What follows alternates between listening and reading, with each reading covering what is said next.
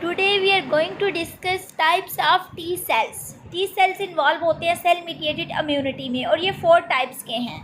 First one है T helper cell. T helper cell का सबसे मेजर रोल होता है इम्यून रिस्पॉन्स में.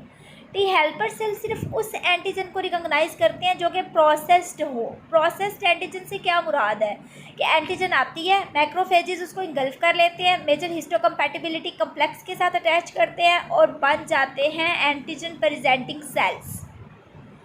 एंटीजन प्रेजेंटिंग सेल्स जो हैं वो क्या करते हैं, वो एक्टिवेट या स्टिमुलेट कर देते हैं टी हेल्पर सेल्स को.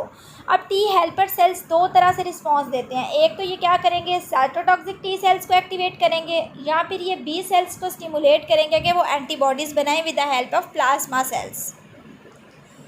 अब सेकेंड वन है हमारे पास साइटोटॉक्सिक टी सेल्स.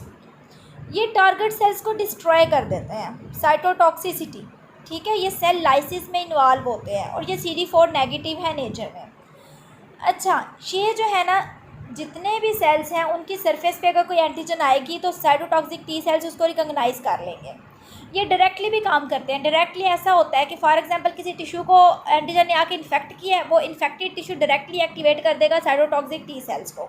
ठीक है, इसके अलावा ये रिकॉग्नाइज कर लेते हैं और किल कर देते हैं कैंसेरियस सेल्स को. इसके अलावा ट्रांसप्लांटेड टिश्यू से अगर कोई ख़तरा होता है तो ये उसको किल कर देते हैं. ये बेसिकली कैसे किल करते हैं साइटोटॉक्सिक टी सेल्स, ये सेल लाइसिस में इन्वॉल्व होते हैं और ये प्रोटीन्स रिलीज़ करते हैं जिन्हें हम परफोरेंस कहते हैं. परफोरेंस क्या करती हैं, पोर्स क्रिएट कर देती हैं टारगेट सेल्स में. ठीक है, और सेल जो है अल्टीमेटली उसकी अपोप्टोसिस हो जाती है, सेल डेथ हो जाती है.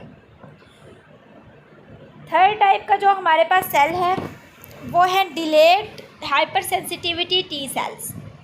ये ज़्यादातर टी हेल्पर सेल्स होते हैं और साइटोटॉक्सिक टी सेल्स होते हैं जो कि इन्वॉल्व हैं एलर्जिक रिएक्शंस में. उसके बाद टी सुप्रेसर सेल्स हैं. जब इम्यून सिस्टम का रिस्पांस हद से ज़्यादा हो जाता है तो टी सुप्रेसर सेल्स होते हैं ये एक्टिवेट हो जाते हैं और ये इम्यून सिस्टम को स्टॉप कर देते हैं, शट डाउन कर देते हैं ताकि ज़्यादा रिस्पांस से बॉडी के अपने टिश्यूज़ को कोई इफेक्ट ना पहुंचे. इसलिए ये एक तरह का फीडबैक मैकेनिज़्म है जिसमें ये टी सुप्रेसर सेल्स इन्वॉल्व होते हैं.